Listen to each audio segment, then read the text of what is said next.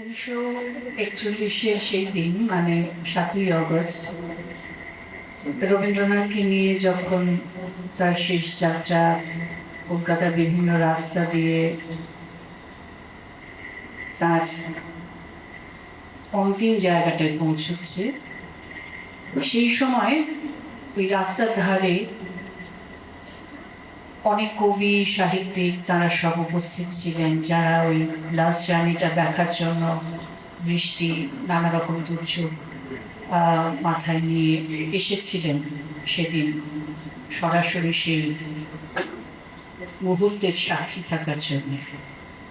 তো তারা পরে পরে ওই দিনটিকে নানাভাবে নিজেদের লেখার মধ্যে দিয়ে তাদের অনুভব ব্যক্ত করেছেন। যারা যারা লিখেছিলেন, অনেকেই লিখেছিলেন, আমি একটা অংশ শোনাবো, যে অংশের মধ্যে বুদ্ধদেব বসু, আপনারা অনেকে পড়েছেন তার তিথিডোর উপন্যাস, সেখানেও উনি সেই ঘটনার কথা বলেছেন, সেই দিনটির কথা বলেছেন। অমিয় চক্রবর্তী, যতীন্দ্রনাথ সেনগুপ্ত, অনেক কবি সাহিত্যিকেরা উপস্থিত ছিলেন। তাদের লেখা থেকে একটা টুকরো টুকরো নিয়ে সেই দিনটাকে তুলে ধরার চেষ্টা করব। আজকের অনুষ্ঠানটির নামও স্মরণ। আমার এখানে বসে বসে মনে হচ্ছিল যে আজকের শ্রোতাদের কাছে যদি সেই অংশগুলো একটু পৌঁছে দিতে পারি, মাঝে দু একটি প্যারাগ্রাফ রবীন্দ্রনাথের কবিতাও থাকে। সেদিন কিন্তু এরকম ছিল না। সেদিন মানে 1941 সনের সেই ঝড়ো ঝড়ো অথচ মুখ 7ই অগস্ট, যার বাংলা নাম 22শে শ্রাবণ। তখন সেই বয়স যখন মনের মাটিতে বড় বড় বৃষ্টির ফোঁটার দাগ পড়ে, সেই মাটিতে উদাসীন নির্মম কঠিন কোনো ধাতুতে ইমারত তৈরি করা কল্পনাও করা যায় না। সেই বয়স, সেই সময় জানতাম তিনি কলকাতায় আনিত, চেতনা অচেতনার মাঝখানে চৌকাঠে অনিশ্চিত অবস্থায় আচ্ছন্ন। প্রতিদিন তার স্বাস্থ্য সমাচার সংক্রান্ত পত্রিকা বের হয়, আর তারই ওপর তখন হুমড়ি খেয়ে পড়ি আমরা যারা দূরবাসী, আচার্য দ্রোণের একলব্য শ্রেণীর।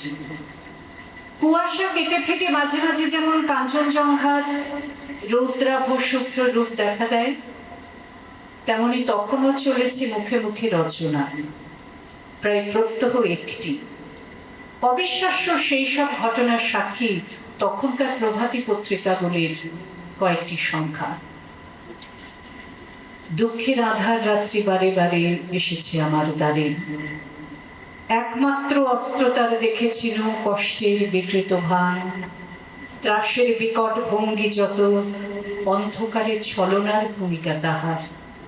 যতবার ভয়ের মুখোশ তার করেছে বিশ্বাস, ততবার হয়েছে অনর্থ পরাজয়। এই হারজিত খেলা, জীবনের মিথ্যায় কুহক, শিশুকাল হতে বিজড়িত পদে পদে এই বিভীষিকা, দুঃখের পরিহাসে ভরা, ভয়ের বিচিত্র চলচ্ছবি, মৃত্যুর নিপুণ শিল্প বিকীর্ণ আধারে।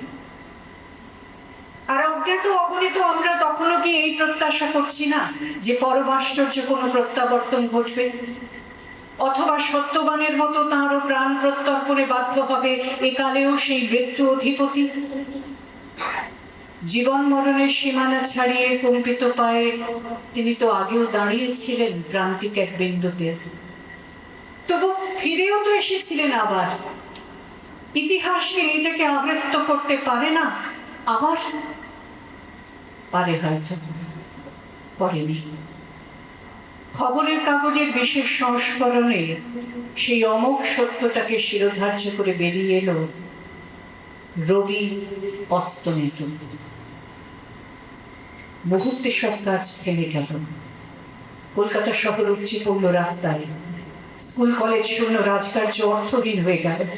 উকিলের সামলা, পাদ্রির আলখাল্লা, হলুদ আর গেরুয়া রঙের উত্তরীয়, গোল টুপি, বাঁকা টুপি, পাগড়ি, রাশি রাশি কালো বাঙালি চুলের ফাঁকে ফাঁকে কেউ চলছে, কেউ ছুটছে, কেউ বা দাঁড়িয়ে আছে চুপ করে। থেকে থেকে ঝাঁকে ঝাঁকে বৃষ্টি তার যাবার পথটা ধুয়ে ধুলিহীন করে দিচ্ছে। ঢেউয়ের পর আসছে ঢেউ, ভেঙে ভেঙে ঢেউ ছড়িয়েও যাচ্ছে। সেই ঢেউয়ের চূড়ায় তুলায় ফেনায় ফেনায় মহামান্য নেতা থেকে সামান্য মানুষে মানুষে গড়া জনতা মিলে মিশে একাকার।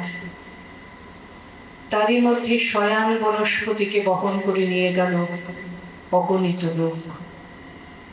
অথবা সবার আগে আগে ওই যে তিনি নিজেই বুঝি চলেছেন, চলে গেলেন।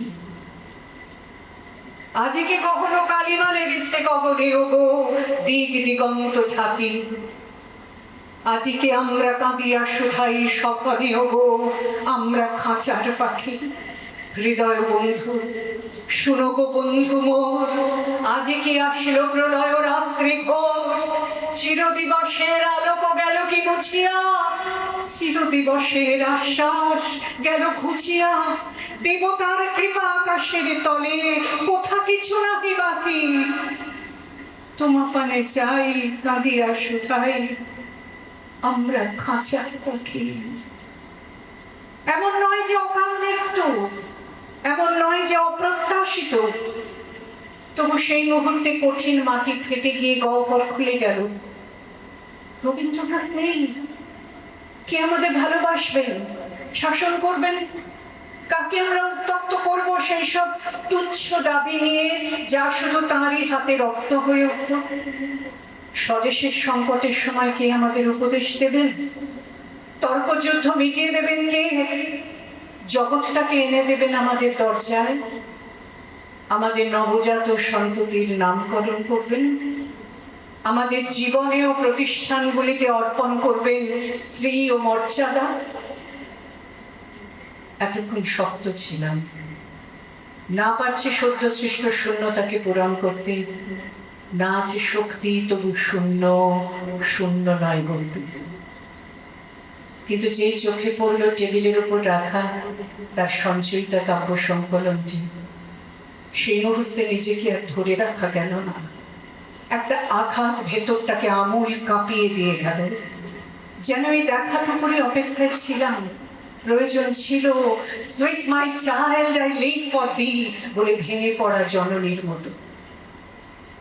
কতবার পড়া তার কবিতাগুলোকে মনে হলো অনাথ, পিতৃহীন। স্রষ্টার অন্তর্ধানে তার সৃষ্টি কি করুন। আস্তে আস্তে বাষ্প জমছে চোখের পাতায়, মনের দিগন্ত আর কালো কোমল ছায়ায় টের পাচ্ছি ঢেকে যাচ্ছে সূর্য গ্রাসের সময় যেমন থাকে। অঝোর বর্ষণ তখন আর বাইরের প্রকৃতিতে নেই। সেই জলধারা ঠাঁই নিয়েছে ঘরে ঘরে টলমল মনের পর মনে। পরিবেশ যখন স্নাত স্নিগ্ধ, তখন বহ্নিমান চিতা জ্বলছিল গঙ্গার কোলে। সেই চিতা দীর্ঘকাল ধরে নেবেননি। সেই চিতায় পড়ে না কিছু, পড়েনি ভুল সংবাদপত্রের শিরোনাম। অনাথ নিরাশ্রয় হয়নি তার কবিতা ও কাহিনী, তার ছবি আর গান, তার অপরিমাণ অলৌকিক সৃষ্টির পর সৃষ্টি। আসলে তিনি চলে গিয়েছিলেন সমারোহে ফিরে আসবেন বলেই, অথবা তিনি জানেনই কোনোদিন। আমাদের বর্ষপঞ্জিতে তাই 25শে বৈশাখটাই সত্য। সে শুধু জলে জল জল করে, আর 22শে শ্রাবণের মতো মিথ্যা, আর কিছু নেই। তোমায় খোঁজা শেষ হবে না মন, যবে আমার জন্ম হবে ভোর। চলে যাব নবজীবন লোকে, নতুন দেখা যাবে আমার চোখে। নবীন হয়ে নতুন সে আলোকে পূর্ব তব নব মিলন রূপ। তোমায় খোঁজা শেষ হবে না মন। তোমার অন্ত নাই গো অন্ত নাই, বারে বারে নূতন লীলা তাই।